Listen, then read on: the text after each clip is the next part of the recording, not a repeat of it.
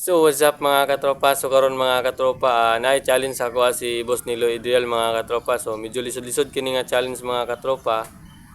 So mo ni ang challenge mga katropa. I-challenge ta ka lang tulog sa suba isang gabi anha sa linaw. Tunga-tunga. Puktan ra ang gakit nga bani anha sa may baliti irrigation. So mo ni ang challenge sa mga katropa diya sa baliti sa Dikulok mga katropa no.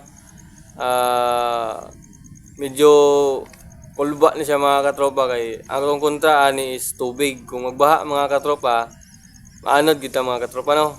Kay matakabalo ang panahon ba. Kasi niya og nindot ang panahon sa adlaw paabot sa gabi matakabalo magbaha.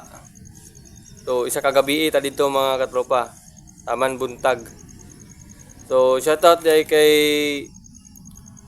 Jim Saga ug ni Giancarlo Saga sa Sibarok ug shout kay Jico Villamor ug shoutout dai kay ni Ati Lidim Cobrado Magoyop sa Sumasap ug shoutout sa tanang mga taga Sumasap diha ug shoutout kay Inday Chris from Malibaksan ug shoutout dai sa tanang mga community family sa Malibaksan ug shoutout dai kay Rika Cassia from Cebu Liluan ug shoutout si mo diha kuya.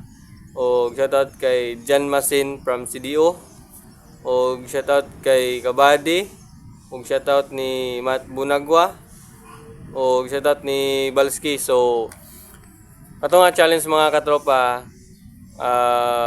Dili na ako siya i-accept pero gitry lang po nako kung nindot pagid kani nga challenge.